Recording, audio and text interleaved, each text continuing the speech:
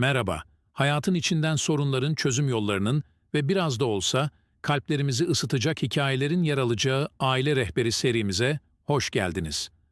Sosyal hizmet uzmanı, aile danışmanı Deniz Saraç eşliğinde ilişkilerimizde karşılaştığımız zorlukları, aile içi iletişimin önemini, ebeveynlikle ilgili meydan okumaları ve daha fazlasını ele alacağız. Her bölümde sizlerden gelen sorulara yer verecek, günlük yaşamımızda karşılaştığımız durumlar için pratik ve uygulanabilir çözümler sunmayı hedefleyeceğiz. Şimdi, kulaklıklarınızı takın, rahat bir yere yerleşin ve aile rehberinizle yola çıkmaya hazırlanın. Hazırsanız başlayalım. Merhaba, Aile Rehberi'nde sizin sorularınızı cevaplamaya devam ediyoruz. Cevaplanmasını istediğiniz sorularınız olursa burada ekranda gördüğünüz mail adresine bunu iletebilirsiniz. Ya da sosyal medya hesaplarımızdan bize ulaşabilirsiniz. Bir soru var, bu bizim en çok karşılaştığımız sorulardan bir tanesi. Eşim terapiye inanmıyor, aile danışmanına gitmeye ikna olmuyor, ne yapabilirim? Şimdi eşinizi aile danışmanlığına ya da herhangi bir bireysel terapiye ihtiyacı varsa gitmeye ikna etmek gerçekten sabırlı olunması, hassasiyetle yaklaşılması gereken bir süreç. Eşiniz bu konuda çeşitli amaçlarla direnç gösterebilir. Direnç gösterdiğinin farkında bile olmayabilir. İlişkiniz için çaba harcamadığını düşünebilirsiniz onun böyle durumlarda ama belki çok farklı sebepleri de olabilir. O yüzden burayla ilgili birazcık daha ekstra düşünmek iyi gelir hepimize. Gördüğü kötü örnekler vardır. Belki herhangi birisinin önüne gidip kendini açmak onun için çok zordur. Aile sırları olarak tanımladığı şeyleri bir başkasıyla paylaşmak onun yapısına çok uygun değildir. Yani bir sürü ön yargı olabilir. Bunlarla ilgili bazı adımlar atabilirsiniz. E, Terapiye ya da aile danışmanına gitmeye direnen eşinizle ilgili yapabileceğiniz birkaç tane şey var. Bunlardan bir tanesi de duygularınızı açıkça ifade etmek. Yalnız eşinize duygularınızı açıkça ifade ederken burada dikkat etmeniz gereken bazı şeyler var. Konuşurken terapiye gitme isteğinizin altında yatan motivasyonu, buradaki ihtiyacınızı, buradaki altında yatan duyguları ona açık bir şekilde, dürüst bir şekilde ve suçlayıcı bir dil kullanmadan ifade etmeniz oldukça yardımcı olabilir size. Burada ne kadar net olursanız karşı tarafta o kadar belki duruma katılımcı olmaya başlayacaktır. Çünkü bazen bizler duygularımızın ve ihtiyaçlarımızın biz söylemeksizin, ifade etmeksizin karşı taraf tarafından kendiliğinden anlaşılmasını bekliyoruz. Bu aslında çok da akla yatan bir şey değil ve biraz bilişsel bir çarpıtmaya dönüyor. O yüzden bütün ihtiyaç ve duygularınızı açıkça, olumlu bir iletişim dili kullanarak karşı tarafa ifade etmeye çalışın. Eşinizin sorunlara neden olan ya da terapiye gitmek istemeyen halinin sizde yarattığı duygu ve durumları ona olabildiğince yumuşak bir şekilde ifade edin. Daha sağlıklı bir temele ilişkinizin oturması için buna ihtiyacınız olduğunu anlatın. Ve bunu yaparken de ben dili dediğimiz bir taktiği uygulayın. Tabii yani ben dilini belki ilk defa duyuyor olabilirsiniz. Belki bunu geliştirmekle ilgili daha önce bir pratik yapmamış olabilirsiniz. Burada biraz size bir örnek vermem iyi olabilir. Bunu kısaca yapayım ve belki başka bir videoda bunu çok daha geniş bir şekilde anlatma imkanım olacaktır diye düşünüyorum. Şimdi ben dilini ifade ederken ilk önce bir yanlış yaklaşımı anlatayım isterseniz. Bu daha kolay anlamamızı sağlayabilir.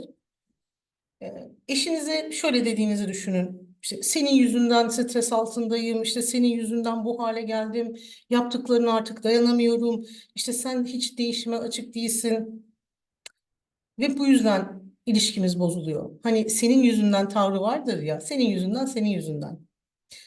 Ve artık hani terapiye gitmemiz gerekiyor çünkü işte bu işler böyle giderse bizim evliliğimiz bitecek falan diyerek artık iyice bir dram halinde durumu karşı tarafa bir yansıttığınızı düşünün. Burada farkındaysanız hep şöyle dediniz işte sen şöyle yaptın, sen böyle yaptın, sen. Bundan bir sen dili diyoruz. Duygularımızı karşı tarafın almaya açık olacağı şekilde ifade etmemiz gerekiyorsa şayet bu sen öyle yaptın, sen böyle yaptın dilinin ötesinde ben böyle hissediyorum, benim böyle ihtiyaçlarım var dediğimiz Ben dilini yapıcı bir şekilde kullanabilmeyi öğrenmemiz gerekiyor. Peki doğru yaklaşım nasıl olabilir? Mesela şöyle söyleyebilirsiniz. Örnek bir cümle verebilirim size bu konuda. Son zamanlarda biraz kendimi stresli ve yorgun hissediyorum. Üzgün hissediyorum. Sanırım e, ilişkimiz üzerinde de bu durum etkili oluyor. Ve aslında seni seviyorum, seninle birlikte yaşamak istiyorum. İşte çocuklarımın babasısın, hayat arkadaşımsın. Aramızdaki bu bağı güçlü olarak muhafaza etmek istiyorum. Böylelikle yani aile birliğimizin daha sağlıkla devam etmesi için daha iyi bir şey yapmış olabiliriz. Bence bir aile danışmanına gözükmek, iletişimimizi geliştirmeye, yeni bilgiler öğrenmemize, kendimizi geliştirmemize yardımcı olabilir mi? Bu süreçten böyle birlikte büyüyerek çıkmamız gerektiğini düşünüyorum ve belki bunu sağlayabiliriz. E, Bu ikimiz için de iyi olur. Bu bana da iyi gelir. İlişkimize de iyi gelir. Gibi olumlu, yapıcı ve kendi duygularınızı, kendi ihtiyaçlarınızı anlatan ve belki bütün bunları ifade ettikten sonra da hani dediğim gibi bunun ikimiz için de iyi olacağını düşünüyorum. Peki sen ne düşünüyorsun bu konuda? Diyerek nazikçe topu karşı tarafa atabileceğiniz bir hale getirebilirsiniz. Yani bu yaklaşımda ben dilini kullanarak kişisel duygularımızı ve ihtiyaçlarımızı ifade etmiş oluyoruz. Aynı zamanda da ilişkiyi geliştirmekle ilgili bir irade, bir arzu, istek içinde olduğumuzu karşı tarafa iletiyoruz. Yani bu yaklaşımda ben dili kullanarak kişisel duygu ve ihtiyaçlarımızı ifade etmiş olduk. Karşı tarafa yapıcı niyetimizi ilettik. İlişkimizi geliştirmek, birlikte güçlendirmek ve onunla yaşamak istediğimizi ifade ettik. Dolayısıyla buradaki güçlü mesajı, yapıcı mesajı eşimiz daha net bir şekilde aldı. Ve bu konuşmayı daha yapıcı hale getirdi. Dolayısıyla terapiye karşı direnen, aile danışmanlığına gitmeye karşı direnen eşinizi belki de daha açık hale getirmiş olabilir bu süreç, bu cümleler. Eşinizin aile terapisine ya da aile danışmanlığına gitmeye direnmesiyle ilgili konu belki de bütün bunlarla ilgili bir bilgi eksikliğinden kaynaklanıyor da olabilir. Çevresinde gördüğü olumsuz örnekler vardır ve belki onlara takılmış olabilir. Süreçle ilgili eşinizi bilgilendirebilirsiniz. Bu süreçlerin ikinizin ilişkisini, iletişimini arttırmak, yapıcı bir diyalog kurmak amaçlı olduğunu, birlikte büyüme fırsatınızın olduğunu, bu krizden bu şekilde yararlanabileceğinizi ve bir uzman görüşünü almanın her zaman için işleri kolaylaştırdığını ifade edebilirsiniz. Eğer eşiniz konuyla ilgili hiçbir bilgi sahibi değilse, belki ön görüşme sağlayan uzmanlar vardır benim gibi. Belki onlara birlikte gitmeyi de önerebilirsiniz. Ön görüşmeleri eşinizle birlikte de yapabilirsiniz. Kendi deneyimlerinizden örnek vermek de işi kolaylaştıracaktır. Hem kendinizi ifade etmeniz, yine duygu ve ihtiyaçlarınızı karşı tarafa iletmeniz ve olumlu örnekleri eşinize göstermeniz anlamında bu sürece nasıl katılmaya istekli olduğunuzu açık bir şekilde eşinize söyleyebilirsiniz. Kendi duygularınızı paylaştıkça ve sizden olumlu örnekler gördükçe eşinizin de terapiye karşı, aile danışmanlığına karşı isteği artacaktır. Şimdi eşinizi doğrudan bir terapiye, danışmanlığa katılmaya zorlamak yerine minik minik bunu alıştırabilirsiniz. O direnci kırmak için biraz zamana yayabilirsiniz. Evet, belki bazı sorunların çok hızlıca çözülmesi gerekiyor. İhtiyacınız böyle olabilir.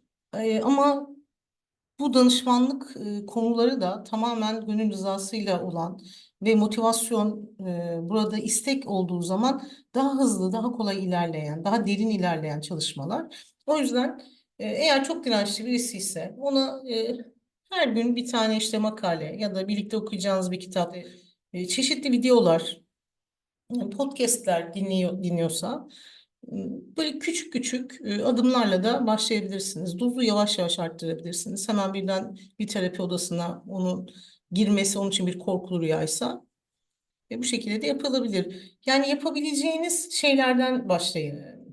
Ne kadar çok bilgi alırsa bazı insanlar o kadar içleri rahatlıyor. Dediğim gibi ben de 20 dakikalık online olarak ücretsiz bir şekilde ön görüşme seansları sunuyorum. Bunlardan birini randevu alabilir ve görüşmeye gelebilirsiniz. Ya da başka arkadaşlarım da mutlaka bu şekilde yapan arkadaşlarım da vardır. Şimdi bu konuda çok ısrarcı olmak, eşinizi sürekli bir şeye zorlamak, o da zaten çeşitli siz sorunlar yaşarken ilişkinizi tahriş eden bir şey haline gelebilir. Dolayısıyla biraz esnek olmak, daha sabırlı olmak, işleri kolaylaştırmak adına size katkı sağlayacaktır. O yüzden belki eşinizin terapiye gelmeme sebebi geçmiş bir travması da olabilir. Öncelikle kendine bakım vermesi gereken bir süreçte de olabilir eşiniz. Belki aile danışmanına gitmek için içsel bir hazırlık sürecine ihtiyaç duyuyordur. Ya da hayatında öyle problemler vardır ki o an aile danışmanına gidip bir de evliliğiyle ilgili sorunlara bakmak için zaman ayıramayacağı bir yerdedir.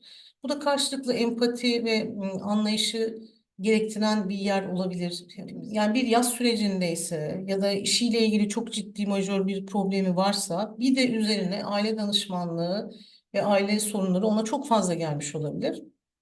O yüzden biraz bu konularda esnek olmayı öneriyorum. Aile danışmanına gitmek için eşinizi ikna etme sürecinde bana sorarsanız asla yapmamanız gereken birkaç tane şey var.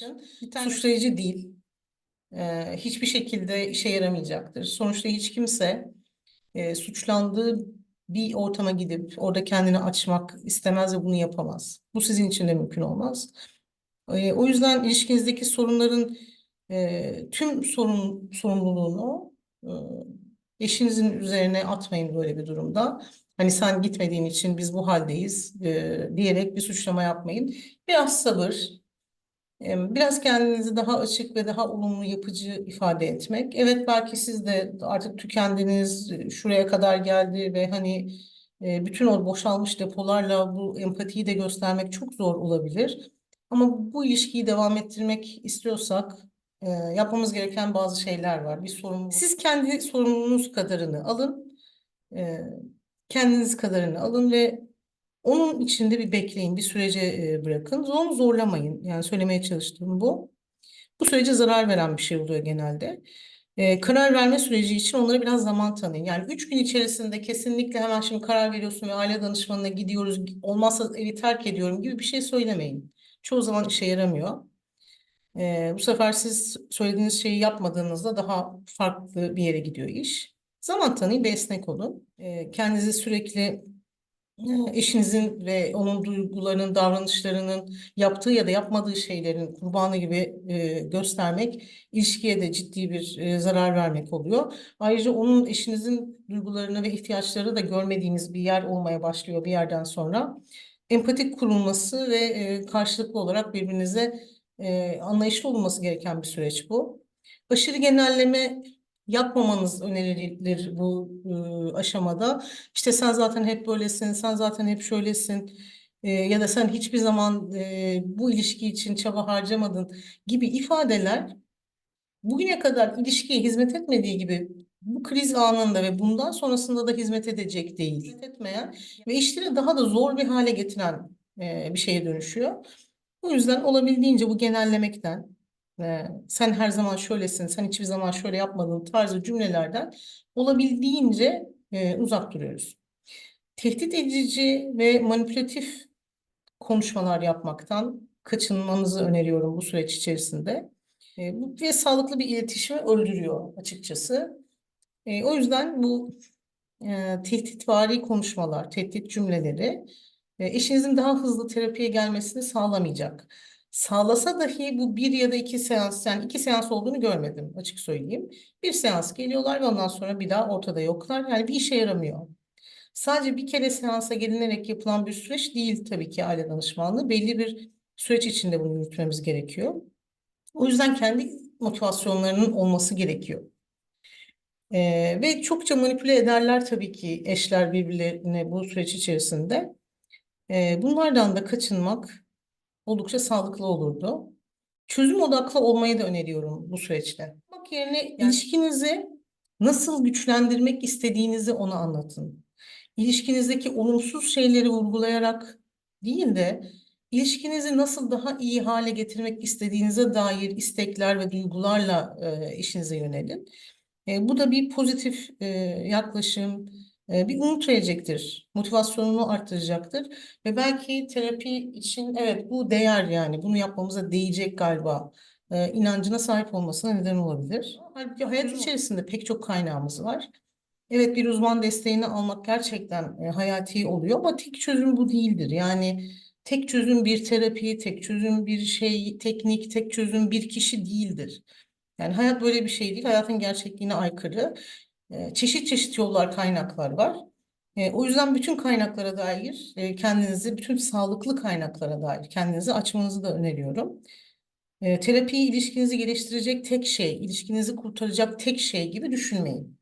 Hani bazen bütün şeyleri yapmış ve geriye bir tek bu kalmış vaziyette geliyor insanlar genelde bize ama tabii ki ilişkinizi güçlendirmek için atacağınız birçok adımlar olabilir. Ama tabii bunların hiçbiri bir sorunu halının altına gömüp kapatıp üzerine ve görmezden gelmek gibi bir çözüm yok. Yani bunu da söylemek isterim. Kendinizi ve ilişkinizi destekleyici adımlar ve çözümler hakkında tabii ki konuşabilirsiniz. Tek yolu aile danışmanlığı değil. Ve eşinizin duygu ve ihtiyaçlarını mutlaka görün. Birçok ilişkide bize geldikleri zaman mesele hep aynı oluyor. Yani e, beni aslında hiç görmüyor, beni duymuyor, beni hiçbir zaman görmedi, duymadı. Neredeyse çiftliğin hepsinden duyduğum bir cümle bu. Yani, o yüzden oraya davet ederken bile onun duygu ve ihtiyaçlarını görmezseniz ne zaman buna başlayacaksınız? Yani iyi bir şey yapmak istiyoruz, o zaman iyi bir başlangıç yapalım. Yumuşak bir giriş olsun ki devamı iyi gelsin. Eşinizin terapiye karşı çekincelerini ve endişelerini dinleyin. Neden gitmek istemiyor? Nasıl bir ümitsizlik içerisinde ya da ne olduğunu zannediyor terapinin? Onu anlamaya çalışın. En azından dinleyin, sakince dinleyin. Eleştirmeden, dalga geçmeden, hakaret etmeden, ona duvar örmeden, ee, çeşitli yüz mimikleriyle ya da işte vücut diliyle bile olsa onu itmeden bir dinleyin sakince oturun ve bu insan ne demek istiyor? Bu kadın ya da erkek ne demek istiyor? Bir anlamaya çalışın. O kulakla bir dinleyin, açık kalple dinleyin. Onların duygularına değer verdiğinizi göstermek zaten bu ilk adım bile ilişki için çok önemli ve kritik bir şey olacaktır. Ve tabii ki sabırlı olun ve destekleyici yaklaşın. Bütün bunların özeti olarak bunu söyleyebilirim size. Eşinizi ikna etmek bu konuda onun motivasyonunu geri kazanmak biraz zaman alabilir. Aslında burada ikna kelimesi bile beni bazen rahatsız eden bir şeye dönüşüyor. Yani iknadan daha farklı bir kelime kullanmak isterdim açıkçası burada. Gönül rızasını almak diyelim, gönül hoşluğuyla gelmesini sağlamak ya da buradaki ihtiyacını fark edip gelmesini sağlamak diyebiliriz buna. Aslında gönlümden geçen, daha çok geçen kelime bu. Bu süreçte sabırlı olun ve eşinize destek olmayı seçin. İletişiminizde empati ve anlayış ön planda olsun. E, Yani sabır evet bazen zor geliyor, acı oluyor. Ama meyvesi de inşallah tatlı oluyor. Buna değeceğini düşünüyorsanız şayet bunu da denemenizi öneriyorum. Teşekkür